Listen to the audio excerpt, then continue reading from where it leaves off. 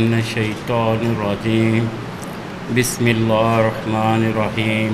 قومیں لیڈرز کے ساتھ رائز کرتی ہیں اور لیڈرز کے ساتھ ہی فال کرتی ہیں۔ لیڈرز ان کو بناتے ہیں اور لیڈرز ہی برباد کر دیتے ہیں۔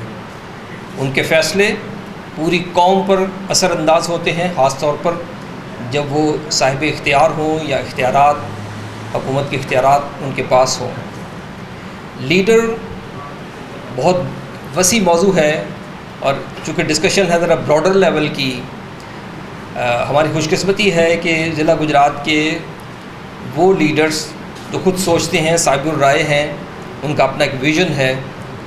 ہم نے ان کو مدعو کیا اور ان کا بہت شکریہ کہ وہ تشریف لائے۔ لیڈرز وہ جو انسپائر کرے، جو موٹیویٹ کرے اپنے فالوورز کو کسی خاص گول کی طرف، اور اس گول کے لیے ہمت، اسٹریٹجی، پلان، یہ ساری کی ساری لیڈرشپ کی کوالٹیز ہیں۔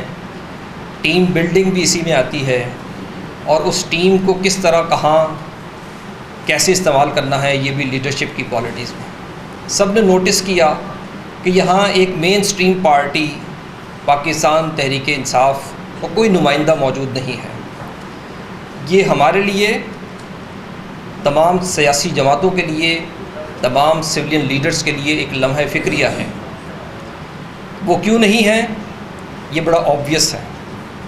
اس لیے ہم نے مدعو کیا اور ایک ایک لیڈر کو مدعو کیا، لیکن انہوں نے معذرت کی کہ ہم شاید آئیں تو ہمیں گرفتار کر لیا جائے۔ یہ پاکستان کے لیے، ہم سب کے لیے ایک ٹیسٹنگ ٹائم ہے۔ ٹیسٹنگ ٹائم میں اپنے تعصبات اور اپنی پارٹی ایفیلیشن سے اوپر اٹھ کر بھی سوچنا چاہیے۔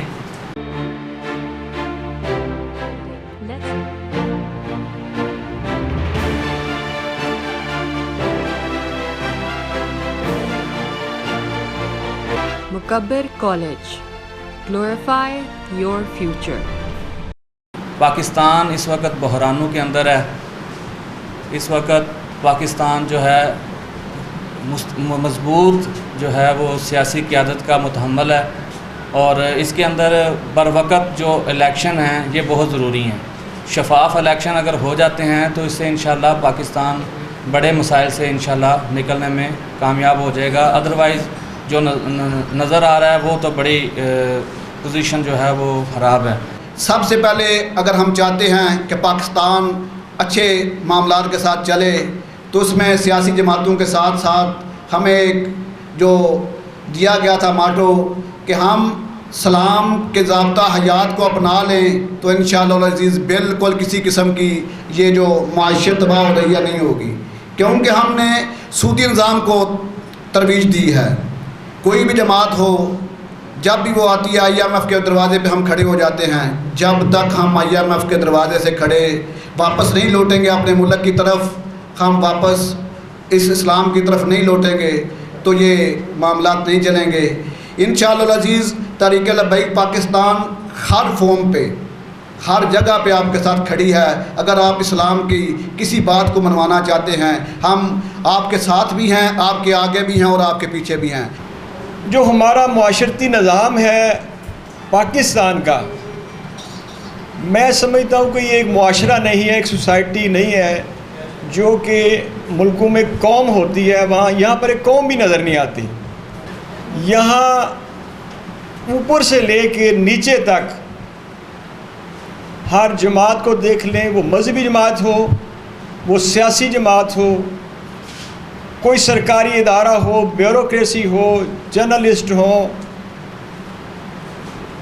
عدلیہ ہو، سیاستدان ہو، کوئی بھی ادارہ ایسا نہیں ہے جو اس چیز سے باہر ہے کہ ہم صرف اور صرف اپنے مفاد کے مطابق سوچتے ہیں اور اس پہ ہی ورک کرتے ہیں۔ کس طرح وہ ایک اچھا لیڈر ہمیں مل سکتا ہے، جب کہ ہم چننے والے جو ہیں، ہم کو الیکٹ کرنے والے، ہماری سوچ بھی بالکل ایسی ہے۔ میں اگر ووٹر ہوں تو میں دیکھوں گا لودھی صاحب سے کہ یہ کیا میرا کل کو وہ کام کروا سکیں گے۔ میں گلی نالی کے علاوہ اگر میں کسی چوری پھڑیا گیا تو لودھی صاحب میں اتوں کٹوان گے کہ نہیں کٹوان گے۔ ہم چاہتے ہیں لودھی صاحب یہ ہے کہ حضرت عمر رضی اللہ تعالیٰ جیسا لیڈر ہمیں ملے، حضرت محمد صلی اللہ علیہ وسلم جیسا لیڈر ہمیں ملے، لیکن وہ کس طرح ہو سکتا ہے جب کہ ہم خود ہپوکریٹ ہیں، منافقت ہمارے بالکل ذرے ذرے میں وہ چھلکتی ہے۔ کیا کوئی ایسا سیاستدان ہے جو قد کاٹھ والا ہو اور وہ اسٹیبلشمنٹ کے ساتھ اٹیچ نہ ہو؟ ایک بھی مجھے بتا دیں کہ جو اسٹیبلشمنٹ کے پیچھے پیچھے نہ بھاگ رہا ہو۔ اسٹیبلشمنٹ کے بل بوتے پر میں آتا ہوں اور پھر 4 سال ان کے گیت بھی گاتا ہوں، جب نکلتا ہوں تو ان گالیاں دیتا ہوں۔ اس طرح نہیں ہوتا، جو لے کے آتے ہیں وہ آپ کو نکال بھی سکتے ہیں۔ ایک آئیڈیل لیڈرشپ کس طرح اس معاشرے میں آ سکتی ہے؟ مجھے بڑی دور دور تک ایسا بالکل نہیں نظر آ رہا۔ گوندل یو پی وی سی کی نالی دار چھتیں اور دیواریں۔ یو پی وی سی شیٹ آپ کو دے ہر موسم میں مکمل تحفظ اور سکون، زنگ، شور، الیکٹرک کرنٹ اور آگ سے مکمل محفوظ۔ زندہ قومیں اپنا ہر لمحہ ہر سال جائزے اور احتساب کے ساتھ مناتی ہیں کہ گزرے ہوئے وقت کے اندر ہم نے کھویا کیا ہے اور ہم نے پایا کیا ہے۔ پاکستان کے گزشتہ 75 سال ہم نے ہر طرح کے تجربات کیے، کبھی سوشلزم کا، کبھی سرمایہ دارانہ نظام کا، اور پھر سول اور ملٹری بیوروکریسی نے مل کر جتنے تجربات کیے، آج پاکستان کی معاشی حالت چیخ کر یہ بات کہہ رہی ہے کہ وہ ناکامی نوشتہ دیوار بن گئی ہے اور پاکستان دیوالیہ ہونے کے قریب ہے۔ ہم نے اپنی منزل کی طرف پیش قدمی نہیں کی۔ تمام ازم اور نظریات اس ملک کے اندر آزمائے گئے اور ملک کے اندر آنے والے ماشاء اللہ بار بار آتے رہے ماشاء اللہ۔ ان مارشل لاؤں کا نقد نتیجہ اس ملک کے اندر یہ نکلا کہ پاکستان کے اندر قومی کریکٹر کے سیاستدان ختم ہوتے گئے، نو دولتیے اور دولت کی بنیاد پر اور ویگو ڈالوں کی بنیاد پر سیاست اس قوم کے سامنے، لوگوں کے سامنے ان لوگوں کو ہیرو بنا کر پیش کیا گیا۔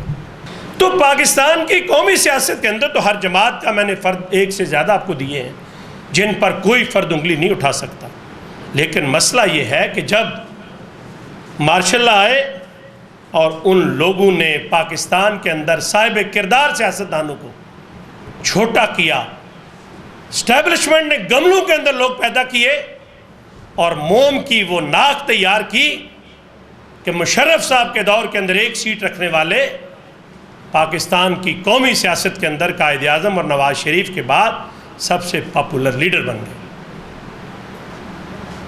اور آج وہ پاپولر لیڈر ہضم بھی نہیں ہو رہا اور آہستہ آہستہ اس کے سارے پر جو ہیں وہ کاٹ دیے گئے۔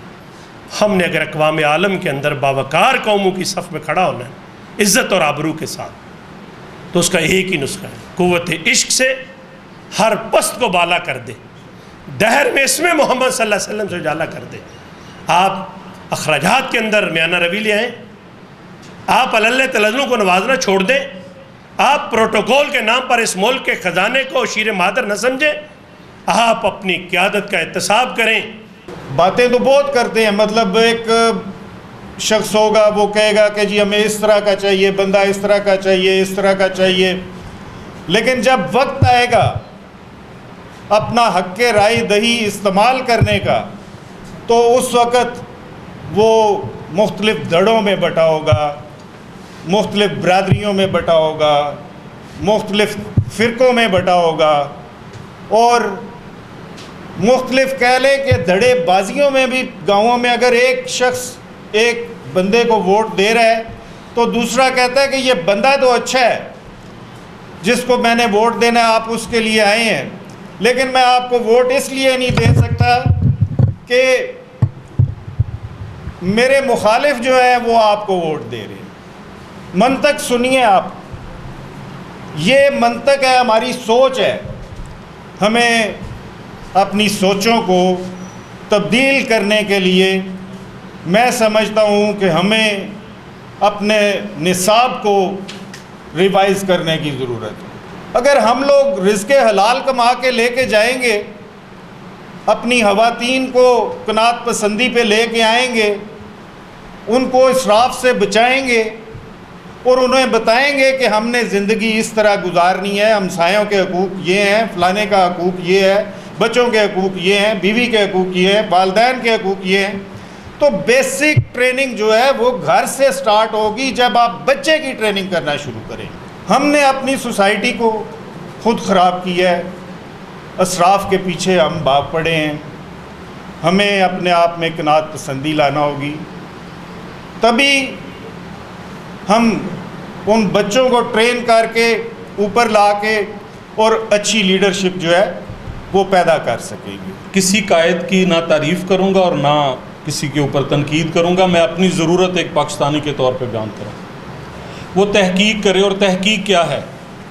تحقیق یہ ہے کہ میرا ایک عام آدمی کے طور پہ ایک مسئلہ ہے کہ یونین کونسل بنیادی یونٹ ہے جس سے ہر پاکستانی، ہر شہری کو ہر وقت واسطہ اور تعلق رہتا ہے، اور جس کے بارے میں کوئی سیاسی جماعت نہیں سوچتی اور شاید آئندہ بھی نہ سوچے.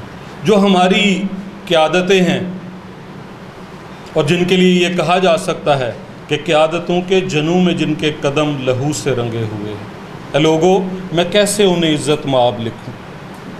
ان میں سے کسی کو برتھ سرٹیفکیٹ لینے کے لیے یونین کونسل جانا پڑتا ہے، اپنے بچے کے رجسٹریشن کے لیے جانا پڑتا ہے، کسی کو نکاح نامہ رجسٹرڈ کرا نہیں، ان کے پاس تو رجسٹر چل کے آتے ہیں. اگر ہم تحقیق نہیں کریں گے، اس سمت نہیں چلیں گے، میرے اور آپ کے مسائل کا علم نہیں ہوگا اور اس کے مطابق قیادت لیجسلیشن نہیں کرے گی تو ہم آگے نہیں چل سکتے. سیاسی جماعتوں کے قائدین، ممبران قومی اسمبلی، صوبائی اسمبلی، وہ اختیارات تقسیم نہیں کرتے. گجرات شہر کی بات کر لیں، میں اپنے ڈنگا لالا موسیٰ کی بات کر لوں. کیا اختیارات کی تقسیم کے بغیر ایک وزیر اعلیٰ پنجاب آپ کی میونسپل فیسلٹیز کے لیے کچھ کر سکتا ہے؟ نہیں کر سکتا. کیا ایک ایم این اے 300 دیہات کے اندر میں میونسپل فیسلٹیز کے لیے کام کر سکتا ہے؟ تو آج کی اس کانفرنس کے حوالے سے میرا ان اکابرین کے سامنے یہ سوال ہے کہ اگر قومی اسمبلی کے لیے آئینی ترمیم ضروری ہے تو میری یونین کونسل اور یونین کونسل کے الیکشن کو آئین کا حصہ کیوں نہیں بناتے؟ اس کے لیے آپ نے کیوں بندر بانٹ کر دی کہ جی بھی اپنا نظام بنائے، سندھ اپنا بنائے، بلوچستان اپنا بنائے، پنجاب اپنا بنائے اور سارے اس کے اندر. تو ایسی قیادت چاہیے جو اختیارات کو اپنے پاس سمیٹ کر نہ رکھے، وہ تقسیم کرے. تسلسل اس بات کا نہیں کہ میرے بعد میرا بیٹا ہوگا، تسلسل اس بات کا کہ آپ نے جو نظام طے کیا ہے اس کو چلنے دیا جائے. مارشل لاء کی بات ہوئی، آج بھی کوئی مارشل لاء سے کم نہیں، اور میں نے یہ سوال کیا اور مجھے شرم آئی کہ پی ٹی آئی کا کوئی فرد نہیں ہوگا. پھر میں نے یہ بھی درخواست کی کہ کوئی فرد آنا چاہتا ہے تو میں اپنی ذمہ داری پہ اسے گھر لے جانے، اس کے گھر جا کے یہاں لے کے آ کے اور پھر واپس چھوڑنے کی بھی گارنٹی دیتا ہوں. کوئی اسے پکڑے گا نہیں، وہ حصہ ہے ہمارے معاشرے کا. مجھے ان کی سوچ سے اختلاف ہو سکتا ہے، ان کے سیاسی نظریے سے اختلاف ہو سکتا ہے، بحیثیت انسان ان کا احترام، بحیثیت پاکستانی وہ میرے لیے اسی طرح ہے. اور ہم نے یہ فیس کیا ہے، ہم نے فیس کیا ہے اور بہت شدت سے فیس کیا ہے. بہت آسان ہوتا ہے کہہ دینا کہ آپ چور ہیں، بہت آسان ہوتا ہے کہہ دینا کہ آپ ہمارا حق کھاتے ہیں، بہت آسان ہوتا ہے کسی کے اوپر انگلی اٹھانا. ہمیں ایسی قیادت چاہیے جو مل بیٹھے، کولیکٹیو وزڈم، اجتماعی دانش، اس کے علاوہ کوئی چارہ نہیں. تو آپ جو اختیار ملے اسے استعمال کریں. تحقیق کرنے والی قیادت ہو، آپ کے مسائل سے واقف قیادت ہو، اجتماعی دانش پر یقین رکھتی ہو اور اپنے ساتھ لوگوں کو لے کر چلنے کی اور اختیارات کی تقسیم، ایسی قیادت میری ضرورت ہے. مایوس نہیں ہونا چاہیے. میں مایوس نہیں ہوں. اپنی جماعت کے اندر اپنے حصے کا کردار ادا کیجیے.